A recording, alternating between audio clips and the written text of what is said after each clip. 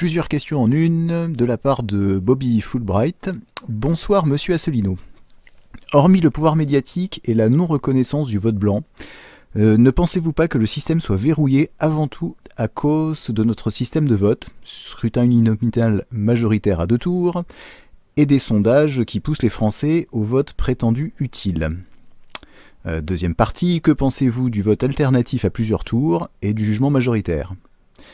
Et dernier point, seriez-vous en faveur d'une interdiction totale des sondages qui, à mon sens, ne sont que des outils de manipulation de l'opinion? Merci d'avance. Alors, il y a plusieurs questions il y a plusieurs questions. Il y a deux grands types de questions. Il y a celles qui concernent le mode de scrutin et il y a celles qui concernent les sondages. Alors, s'agissant des sondages, je suis malheureusement assez d'accord avec cet internaute. C'est que je trouve que les instituts de sondage participent d'une espèce d'escamotage des élections. C'est-à-dire qu'il y a un nombre très significatif de personnes, j'en croise dans la rue constamment, qui me disent « Ah, ce que vous dites est formidable ». Je dis « Vous avez voté pour moi ?» Ils me disent « Non, non. » Eh ben, pourquoi? J'ai voté utile, j'ai voté pour quelqu'un qui avait plus de chance. C'est-à-dire que les gens ne votent pas spontanément pour ce qu'ils voudraient. Ils votent en se disant il faut voter pour celui qui a des chances d'être tel ou tel. C'est comme ça que les sondages promeuvent constamment, vous le savez très bien, Madame Le Pen ou Monsieur Mélenchon, qui sont des bons candidats de premier tour, comme on dit, c'est-à-dire qu'ils peuvent faire le plein des voix au premier tour de chacun dans leur camp, mais qui sont des candidats nuls de second tour, puisque tout le monde sait bien qu'ils sont incapables, ni Madame Le Pen ni Monsieur Mélenchon, de réunir plus de 50% des suffrages sur leur nom. Ce qui signifie que quiconque au deuxième tour est opposé à un candidat du Front National ou à un candidat de France Insoumise est sûr d'être élu. C'est encore ce qui s'est passé au mois de juin dernier. C'est pas que l'on ne me dise pas que c'est une explication que je sors là pour l'occasion. Ça fait des années que je le dis. Je l'ai expliqué dans une conférence qui s'appelle les partis politiques respectent-ils l'intelligence des Français? Et j'ai décrypté depuis maintenant des années ce qui se passe. Donc je suis d'accord avec cet internaute. Les instituts de sondage contribuent à formater l'opinion publique d'une façon absolument scandaleuse et ont joué évidemment à notre détriment.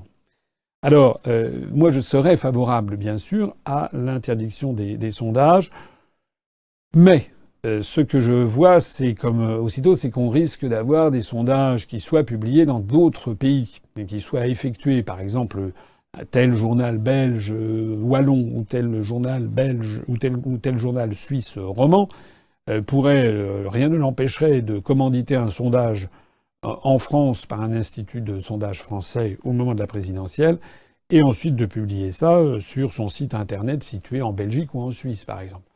Et avec Internet, ça se joue des frontières. C'est la raison pour laquelle je pense que le principe de l'interdiction des sondages me paraît bien difficile à mettre en œuvre concrètement. Alors moi, ce que je pense, c'est qu'il faudrait peut-être améliorer la fiabilité des sondages. C'est-à-dire, par exemple, que les échantillons soient sur des montants beaucoup plus importants, des nombres beaucoup plus importants qu'il soit interdit de publier un sondage, par exemple, sous peine de poursuite judiciaire, un sondage où il y ait moins de, mettons, 10 000 personnes qui aient été interrogées. La deuxième chose, c'est sur le mode d'interrogation, parce qu'il y a des sondages qui sont effectués par Internet, mais ça, on ne sait pas qui est à l'autre bout pour répondre. Derrière la même adresse, il peut y avoir des personnes différentes. Je pense qu'il faudrait que les sondages soient des sondages en tête-à-tête, en vis-à-vis, comme on dit. Et puis je pense qu'il faudrait également qu'il y ait une déontologie sur les questions posées, parce qu'il y a des façons insidieuses de poser des questions pour arriver au résultat demandé. Donc il faudrait qu'il y ait une normalisation des questions qui soient supervisées, par exemple, par, mettons, le Conseil constitutionnel, justement, qui donnerait la liste des questions autorisées à poser en matière de sondage préélectoral. Ça serait, par exemple, non pas quel est selon vous celui qui a la meilleure chance de gagner, parce que ça, c'est une question vislarde. Quel est, selon vous, le candidat qui a la meilleure chance de gagner? Ça ne veut pas dire quel est celui que vous préférez, quel est celui dont vous pensez qu'il est le mieux pour la France. Ça veut dire quel est celui dont vous pensez qu'il va gagner. C'est une espèce un petit peu comme si on demandait quel est, à votre avis, le résultat gagnant au prochain quartet, au prochain tiercé. Donc, ça introduit tout de suite un élément subjectif, un élément de compétition de type équestre, etc., alors même qu'on laisse entendre que ce serait un sondage sur les idées politiques. Donc je pense qu'il faudrait qu'il y ait au moins, sinon le Conseil constitutionnel, en tout cas une commission de déontologie qui valide ou qui ne valide pas la façon dont sont formulées les questions, parce que beaucoup de questions sont formulées pour arriver à un résultat particulier. Voilà.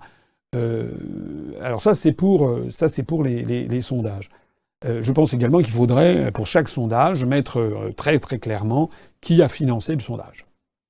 Quelles sont les ressources de l'Institut de sondage pour faire ce sondage? Qui est-ce qui a payé? Bon, cela étant, tout ça c'est des vœux pieux puisque nous ne sommes pas au gouvernement. Alors l'autre série de questions portait sur les modes de scrutin. Alors mode de scrutin, c'est la bouteille à la mer parce qu'il n'y a pas de bon mode de scrutin. Tout le monde sait qu'il n'y a pas de scrutin, de façon de voter qui soit idéale. Le scrutin actuel, uninominal majoritaire à 2 tours pour les législatives, ça, par exemple, ça ne sera pas le cas pour les élections européennes où il y a un seul tour à la proportionnelle. Le scrutin uninominal majoritaire à 2 tours par circonscription, comme c'est le cas pour les législatives, introduit des distorsions qui sont considérables, on le sait bien. Le Front National, quoi que l'on en pense, est un parti qui représentait 12, 14, 15% de l'électorat, même parfois 18%, 20%, et qui se retrouve avec une poignée de députés. Ça n'est pas normal. Il devrait quand même avoir des députés à la mesure de son poids.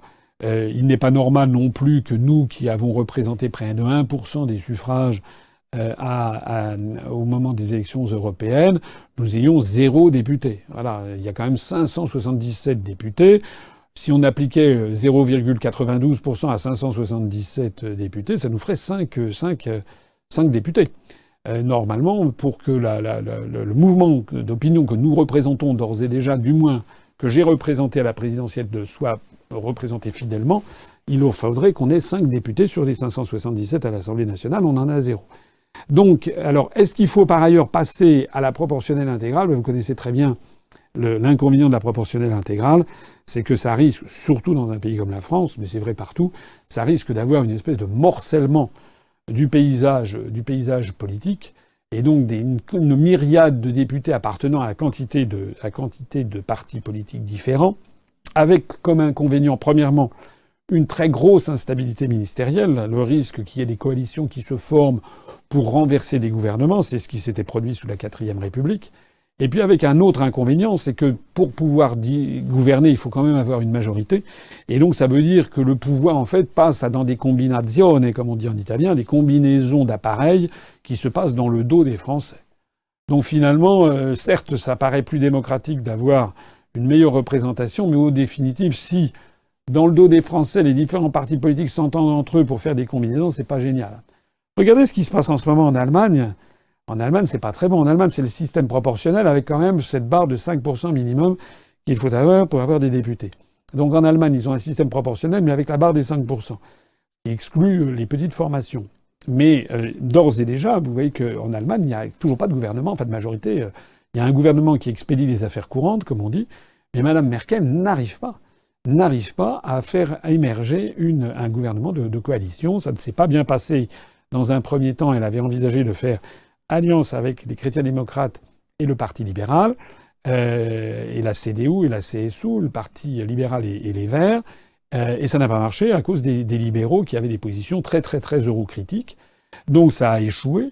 Donc après, Mme Merkel s'est tournée vers le Parti socialiste, le SPD, mais qui lui a des positions extrêmement pro-européennes. Et donc ça patine également. Il va peut-être falloir donc qu'il procède à une nouvelle élection. Tout ceci, le jeu ayant été perturbé outre-Rhin par le fait qu'il y a un poids important du nouveau mouvement politique qui s'est développé, Alternative für Deutschland, qui est ce mouvement qui est qualifié d'extrême droite et qui est surtout très critique contre l'euro. Voilà. Alors, cet internaute a évoqué certaines autres façons de procéder. Il y a eu des réflexions qui avaient été menées déjà il y a longtemps, je ne sais plus par qui d'ailleurs, mais c'était pas par Condorcet ou je ne sais pas quoi, sur des façons différentes de voter, où on voterait sur une liste de celui qu'on préfère, à celui qu'on aime le moins, ou le moins pire, etc. Il y a des façons de procéder à des votes qui sont toutes plus réfléchies les unes que les autres. En fait, il n'y a pas de bon système électoral, premièrement. Puis deuxièmement, ça ne dépend pas de moi, ça ne dépend pas de nous, ça dépendrait éventuellement lorsque l'on aurait accédé au pouvoir. Je terminerai ce propos en disant quand même que Emmanuel Macron, si j'ai bien compris, souhaite modifier la règle électorale pour les élections législatives de 2022. Il y aurait une partie des députés qui seraient élus au scrutin uninominal majoritaire à 2 tours, qui a beaucoup d'inconvénients, mais qui a un mérite, c'est celui de faire ressortir facilement une majorité. Et puis il y aurait une autre partie des députés qui seraient élus, eux, à la proportionnelle, en fonction à la proportionnelle. Alors, on voit la logique, c'est pas mal. Objectivement, c'est pas parce que c'est Macron qui le propose que c'est forcément mauvais, c'est plutôt pas mal. Le problème qu'il y a, c'est que ça fait des députés à 2 vitesses. Il y en a qui sont les élus directement d'une circonscription et d'autres qui sont des élus à la proportionnelle qui ne représentent pas directement une population. Donc ça peut être également contestable. En attendant, ça serait peut-être un peu le moins pire des systèmes parce que ça permettrait à la fois de dégager une majorité et à la fois d'avoir des représentants d'un certain nombre de partis d'opposition qui pourraient faire valoir une autre façon de faire de la politique, qui pourrait faire valoir ça.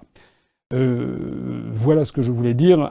Je sais pas, je vais peut-être m'arrêter parce que j'ai longuement parlé, mais j'aurais peut-être des mots à dire. Je sais pas si on va m'interroger sur les élections législatives partielles qu'il y aura bientôt. Et ces élections législatives partielles vont être l'occasion justement à tous ceux qui nous suivent de se mobiliser pour essayer d'avoir un député à l'Assemblée nationale, ou en tout cas d'avoir une percée, de faire une percée en termes de résultats électoraux. J'en profite pour remercier un nouvel adhérent. Nous sommes passés à 29 640 avec un adhérent qui, je crois, vient du Val-de-Marne, il me semble. Bienvenue à lui.